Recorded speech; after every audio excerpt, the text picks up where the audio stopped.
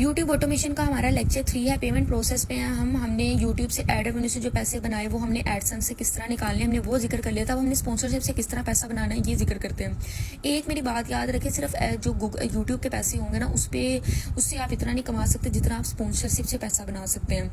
तो अगर कोई किसी का चैनल नहीं भी मोनिटाइज होता ना, उसके पास लाखों में सब्सक्राइबर, तो वो इस चीज़ से फ़ायदा उठा सकता है। इमरान खान ने एक बैट को प्रमोट किया, आप जाहिर सी बात उस पर बिलीव करते हो, आपने उसको फॉलो किया हुआ, आइडियल मानते हो उसको, तो आप जाहिर सी बात लाजमी चीज़ को परचेज करोगे कि यार ये जो चीज़ प्रमोट कर रहा है ना ये अच्छी क्वालिटी की होगी, आप वो चीज़ को ज़रूर खरीदोगे। इस तरह क्या होता है, जब आप यूट्यूब पे चैनल बनाते हो, आपके पास लाखों 2 लाख 3 लाख सब्सक्राइबर जब होते हैं, जो आपका देखने वाला होता है व्यूअर, उसका आप पे मतलब बिलीव बन जाता है कि यार ये जो चीज़ प्रमोट करेगा ना इस अच्छी ही होगी। इस तरह क्या होता है कि कंपनी वाले हमें कॉन्टैक्ट करते हैं, हमें अपनी प्रोडक्ट देते हैं। देखिए अगर मैं टेक रिव्यूज़ देती हूँ, ठीक है, टेक चैनल है मेरा, तो वो मुझे टेक की ही चीज़ें प्रोवाइड करेंगे। मतलब जैसे कोई फ़ोन, किसी फ़ोन की प्रमोशन करनी होगी, मैंने किसी माइक्रोफोन की प्रमोशन करनी होगी, कोई वायरलेस कोई भी इस तरह की चीज़ होगी जिसकी मैंने प्रमोशन करनी होगी ना, तो वो मुझे प्रमोशन के चार्जेस भी देंगे, मैं उनकी चीज़ को प्रमोट करूँगी। तो क्या कि हम एक एफिलिएट लिंक अटैच कर देते हैं कि हमारे थ्रू जो भी इस चीज़ को परचेज़ करेगा ना, तो क्या होगा कि हमें भी उस चीज़ का फ़ायदा होगा, हमें वो पैसे मिलते रहेंगे, हमें जो वो एक्स्ट्रा कमीशन होगी ना वो हमें भी मिलती रहेगी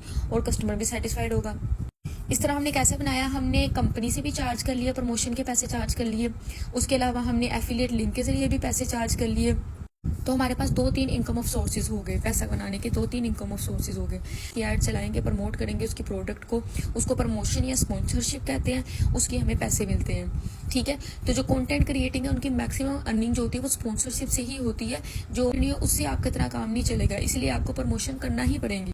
अच्छा एक बात आपको बताऊं, डोंट प्रमोट रॉन्ग प्रोडक्ट्स और गेमलिंग ऐप्स। गेमलिंग मतलब जुए वाली ऐप्स होती है ना, जो आजकल लोग बहुत गलत प्रमोट कर रहे हैं, उस टाइप की आपने ऐप्स को प्रमोट नहीं करना। कोई भी किसी किस्म की कोई ऐसी चीज़ आपने प्रोडक्ट नहीं प्रमोट करनी जिसका कोई फ़ायदा ही ना हो और बंदे की वजह से खरीदो, तो आप पे ही उसका बिलीव जो होगा ना वो ख़राब होगा। मैं आपको एक बात बताऊँ, आजकल आपने देखा होगा वॉच एंड अर्न वाला ऑप्शन बड़ा लोगों ने प्रमोट करना स्टार्ट किया हुआ, बड़े बड़े टिकटॉकर्स ने कि भाई वॉच एंड अर्न का ऑप्शन आता है। इनको क्या होता है, कंपनी बहुत अच्छा पैसा देती है, इनको पैसा अच्छा खासा मिल जाता है, 1-2 लाख चार्ज कर लेते हैं, खुद ही इनके पास मिलियंस में फॉलोवर्स हैं, तो ये गलत चीज़ प्रमोट कर देते हैं। बाद में सारे जो आप जैसे हैं वो फिर मुझे आके मैसेजेस कर रहे होते हैं, यहाँ पे बस्से का अकाउंट बना के देंगे, उसमें वॉच एंड अर्न का ऑप्शन होगा, ईच एंड एवरीथिंग। ये बात ध्यान रखें, यूट्यूब पर कौन सी वीडियो किस तरह चलती है और कहाँ कहाँ चलती है। इसका 2 साल 60 साल तक की एज के देखें, अगर आप 2 साल के बच्चे की देखें तो उन्होंने यूट्यूब किड्स की एक वो ऐप बनाई हुई है यूट्यूब वालों ने, उसमें nursery rhymes, model stories, toy reviews, इस तरह कहते हैं। डेली 50 करोड़ से ज़्यादा जो कंटेंट है ना वो कंज्यूम कर रहा है बच्चा, ठीक है। और नॉर्मल व्यूअर तो 122 मिलियन प्लस एक्टिव यूजर होते हैं डेली बेसिस पे यूट्यूब पे। आपने अक्सर देखा होगा, आप एक चीज़ सर्च करते हो, फर्ज करो मैंने कोई म्यूजिक कोई सॉन्ग सर्च कर लिया, तो मुझे ना उसके सजेशन में भी सॉन्ग्स ही आना स्टार्ट हो जाते हैं। अगर मैं 4-5 दफ़ा सॉन्ग्स देखूँ तो फिर मेरी यूट्यूब की सजेशन लिस्ट में सॉन्ग्स ही आना स्टार्ट हो जाते हैं। अगर मैं पूछूंगी how to make money online इस तरह, तो मेरे पास सारी ऑनलाइन अर्निंग के हवाले से ही वीडियोज़ आएंगी। तो यूट्यूब का भी एल्गोरिथम समझ जाता है कि ये जो मेरा व्यूअर है ये क्या चीज़ देखना चाहता है, फिर नेक्स्ट टाइम वो उसी चीज़ को उसके आगे प्रमोट करता है।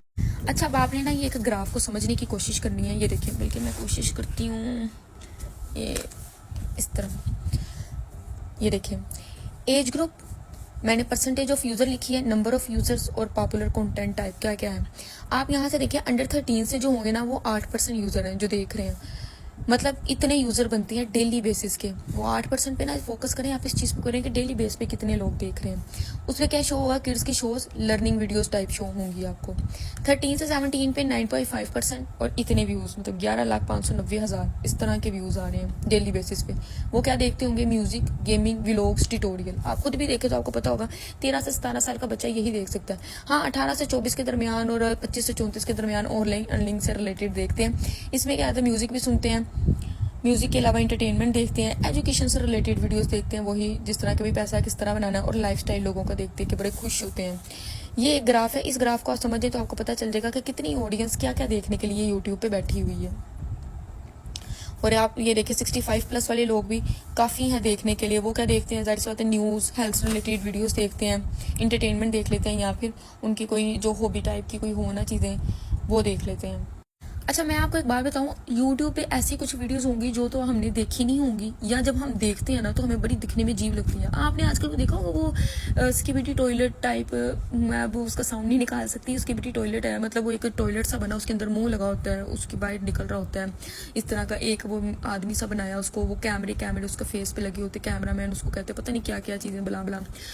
तो वो चीज़ें इतनी मतलब देख लें, इतना उससे पैसा कमा रहे हैं, उस पर डेली बेसिस पे 10-10 15-15 मिलियन व्यूज़ आ रहे हैं। इतनी व्यूअरशिप जब होगी तो जाहिर सी बात है वो तो फिर ऐसा कंटेंट बनाएगा, देखने वाली जब इस तरह के होंगे तो फिर वो कंटेंट बनाएगा, क्योंकि वो तो अच्छा खासा पैसा बना रहा है उस चीज़ से। अब मैंने आपको बताया था कि सिर्फ यूट्यूब ऑटोमेशन ही हमने सीख रही है, हमने टोटल सीखना है कि यूट्यूब पे हमने यूट्यूब को एज अ करियर किस तरह लेके चलना है, with face, without face, with voice और विदाउट वॉइस, हमने किस तरह इस पे वर्क करना है। यूट्यूब पे कंज्यूमर मौजूद है, बस हमने प्रोड्यूसर बनना है। मतलब देखने वाले बहुत से लोग हैं, कंज्यूमर मतलब जो कि कंटेंट आपका देखना चाह रहे हैं बहुत से लोग हैं, बस आपको आना चाहिए कि हमने किस तरह की वैरायटी उसको पेश करनी है आगे, ताकि वो हमें देखे और हमने वायरल कैसे होना है। यहाँ पे असल सारी चीज़ आती है कि आपका गोल क्या है, आप किस चीज़ में ज़्यादा इंटरेस्टेड हैं। अगर आप फ्री टाइम में हो तो आप किस चीज़ को ज़्यादा देखने पे फोकस करते हैं। जैसे मैं फ्री होती थी तो मैं ऑनलाइन अर्निंग से रिलेटेड ही वीडियोस देखती थी। उसके अलावा मैं सीखने पे बहुत फोकस करती थी, मतलब कि मुझे कोर्सेज का बहुत शौक था। तो मेरे सामने आज अगर आप मेरा मोबाइल चेक कर ले तो मेरी यूट्यूब, टिकटॉक हो गई, कोई भी ऐप है तो वो सारी इन्हीं चीज़ों से भरी पड़ी। असल गलती यहाँ से होती है क्रिएटर में, ये चीज़ जो है ना, जहाँ पे उसको गोल का ही नहीं पता होता, यहाँ नीश चूज करने में वो जब गलती करता है ना तो फिर 3-4 साल उसके वेस्ट हो जाते हैं। इस तरह क्लास बहुत लंबी हो जाएगी, मजीद इंशाल्लाह हम डिस्कस करते रहेंगे, आप मुझे फॉलो करके रखें।